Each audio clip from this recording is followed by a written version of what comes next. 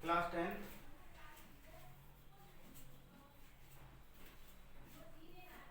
Chemistry chapter 1 रासायनिक अभिक्रियाएं एवं समीकरण, इसके बारे में हम पढ़ें। तो देखो, पहले हम परिवर्तन के बारे में जानेंगे। रासायनिक अभिक्रिया क्या है, हम परिवर्तन पढ़ते हैं सबसे पहले। पिछली क्लास में पढ़ के आए हम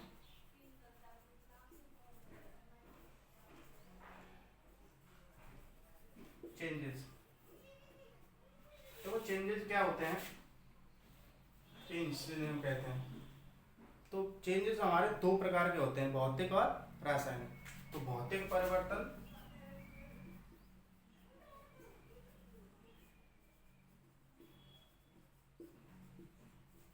और नंबर 2 रासायनिक परिवर्तन।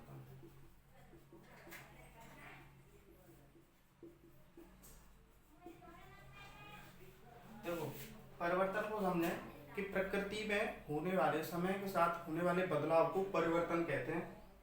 ये दो प्रकार के होते हैं, भौतिक और रासायनिक। भौतिक परिवर्तन वे परिवर्तन जो एक बार होने पर पुनः अपनी अवस्था में लौट आते हैं, वो भौतिक परिवर्तन कहलाते हैं। रासायनिक परिवर्तन वे परिवर्तन जो अपनी मूल अवस्था में होते हैं लेकिन अपनी मूल अवस्था में नहीं लौटते हैं। एक बार चेंज होने पर, बदलने पर अपनी मूल अवस्था में नहीं लौटते हैं, रासायनिक परिवर्तन कहलाते हैं। इनके एग्जाम्पल समझा जाए तो जैसे कि बर्फ का बनना या बर्फ का जमना, ठीक है, ये आपका भौतिक परिवर्तन है।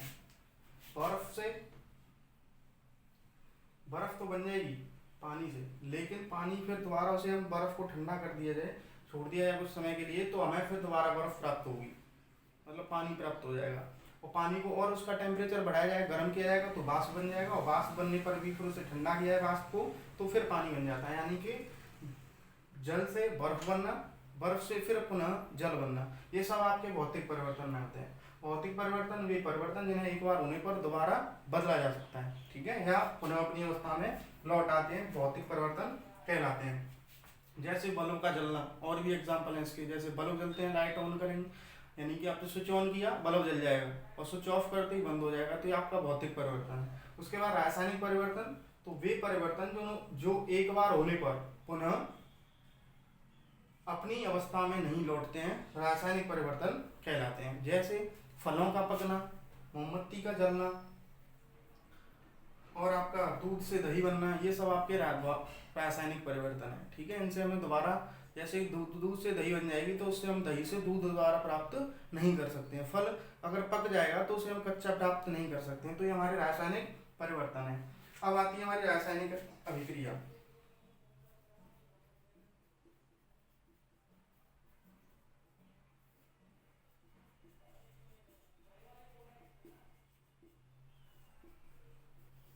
देखो, रासायनिक अभिक्रिया का मतलब है कि जब दो या दो से अधिक पदार्थ मिलकर कोई नए पदार्थ का निर्माण करते हैं, अर्थात रासायनिक परिवर्तन होता है। उनमें क्या होता है, रासायनिक परिवर्तन होता है, इसे हम रासायनिक अभिक्रिया कहते हैं। रासायनिक परिवर्तन का मतलब ये है, सीधा सा रासायनिक अभिक्रिया का मतलब है रासायनिक परिवर्तन से, ठीक है। तो रासायनिक परिवर्तन जब दो पदार्थों में होगा उसे हम रासायनिक अभिक्रिया कहते हैं। तो रासायनिक परिवर्तन है ये, ठीक है। और रासायनिक परिवर्तन में जैसे कि फॉर एग्जांपल मान लिया जाए कि मैग्नीशियम है और ऑक्सीजन है, इन दोनों को अगर मिलाया जाए, मिलाने का मतलब है मैग्नीशियम को ऑक्सीजन की उपस्थिति में जलाया जाता है तो मैग्नीशियम ऑक्साइड प्राप्त होता है, जो हमें एक रासायनिक परिवर्तन है। क्यों कि इन दोनों से मिलकर के हमें ये मिला, ठीक है, लेकिन इससे हमें ये नहीं मिलेंगे दोनों, ठीक है, तो ये हमारा एक रासायनिक परिवर्तन होगा। वैसे ही आपकी रासायनिक परिवर्तन, यानी ये हमारी रासायनिक अभिक्रिया है, दो या दो से अधिक पदार्थों को मिलाने पर प्राप्त पदार्थ या होने वाले परिवर्तन रासायनिक अभिक्रिया कहलाते हैं, जिसमें रासायनिक परिवर्तन होते हैं, ठीक है। जैसे उसके बाद कोई रासायनिक अभिक्रिया हो रही है या रासायनिक परिवर्तन हो रहा है, उसके दौरान जो होने वाले परिवर्तन है, क्या क्या उसमें चेंजेस होंगे, पदार्थों के रंग में होगा, तो उसमें 4 चीजों में परिवर्तन होता है। नंबर 1, अवस्था में परिवर्तन,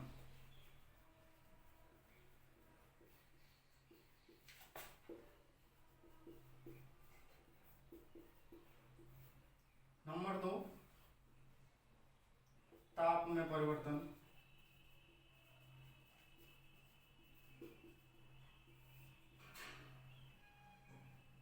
नंबर 3 रंग में परिवर्तन।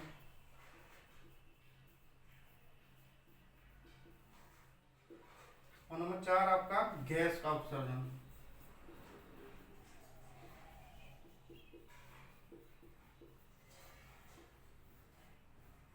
देखो एक चीज समझी जाए कि अवस्था में परिवर्तन, अवस्था का मतलब है ठोस द्रव गैस से, इससे है ठोस द्रव गैस, ठीक है। और विलयन जो भी आता है आपका, जो डी विलयन वगैरह। तो देखो अवस्था में परिवर्तन नहीं, कोई ठोस पदार्थ है तो द्रव में बदल जाएगा, द्रव है तो गैस में बदल जाएगा, गैस है तो ठोस में, ये नहीं यानी कि अवस्था में परिवर्तन होता है, ठीक है। तो पहला पॉइंट ये। उसके बाद टेम्परेचर, तो ताप में परिवर्तन होता है, या तो टेम्परेचर कम हो जाएगा या टेम्परेचर बढ़ जाएगा, तो तापमान में परिवर्तन आएगा। दूसरा रंग में परिवर्तन, तो कोई पदार्थ जैसे पहले दूसरे रंग का था, यहाँ पे मैग्नीशियम और ऑक्सीजन को देखें तो इनका रंग अलग होता है, लेकिन मेगल ऑफ मैग्नीशियम जो प्राप्त होगा उसका रंग दूधिया हो जाता है, ठीक है, पानी में घोलने पर रंग चेंज हो जाएगा। गैस का उत्सर्जन यानी कि अभिक्रिया होती है तो उसमें गैस उत्सर्जित तो होती है, जैसे कि सीधा सा एक एग्जांपल बताया है कि सी और O2 यानी कार्बन को और ऑक्सीजन के साथ, यानी कोयले को ऑक्सीजन के साथ जलाया है तो CO2 बनती है गैस, तो CO2 गैस उत्सर्जित हो रही है नहीं, और हमें वहां से ऊष्मा मिलती है। क्या मिलती है? ऊष्मा प्लस हीट मिलेगी, ठीक है। तो हम कोयले को जो जलाते हैं वो किस लिए जलाते हैं? ऊष्मा यानी ईंधन प्राप्त करने के लिए। ईंधन प्राप्त करने पर O2 CO2 की अभिक्रिया करेंगे तो हमें ऊष्मा प्राप्त होगी। इसके बाद रंग में परिवर्तन, रंग में बहुत से परिवर्तन है उसमें बताऊंगा।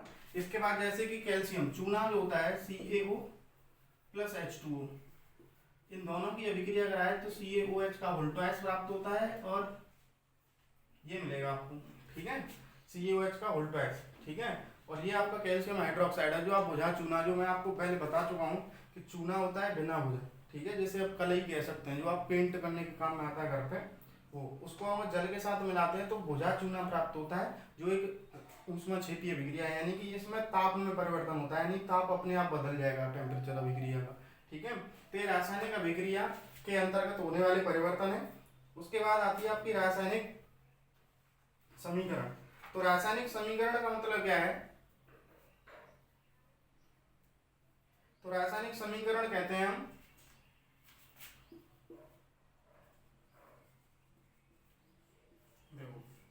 एक समीकरण, इससे रासायनिक अभिक्रिया से ही संतुलित है कि कोई रासायनिक अभिक्रिया है उसमें जो अभिकारक या पदार्थ भाग लेते हैं उनको उनके प्रतीकों या सूत्रों द्वारा प्रदर्शित करना ही रासायनिक समीकरण कहलाता है। जैसे कि देखो ये रासायनिक अभिक्रिया थी, मैंने एग्जांपल बताया था मैग्नीशियम और ऑक्सीजन Mg2O, ठीक है। तो यहाँ पर ये मैग्नीशियम है,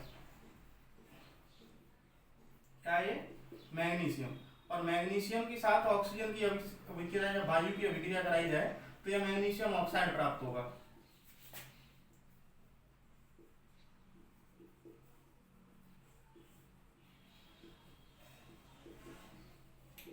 ये मैग्नीशियम ऑक्साइड प्राप्त हुआ। तो देखो इसे हम अगर एक डेफिनेशन में लिखें, जैसे कि मैग्नीशियम और वायु की अभिक्रिया कराने पर मैग्नीशियम डाइऑक्साइड प्राप्त होता है तो रासायनिक अभिक्रिया कहलाएगी, ठीक है।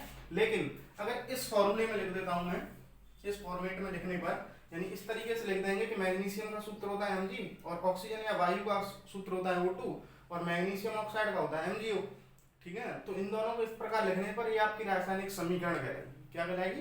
रासायनिक समीकरण। तो हम रासायनिक समीकरण की अगर डेफिनेशन दी जाए तो कह सकते हैं कि किसी रासायनिक अभिक्रिया को उसके सूत्रों द्वारा प्रदर्शित करने की विधि को हम रासायनिक समीकरण कहते हैं, ठीक है।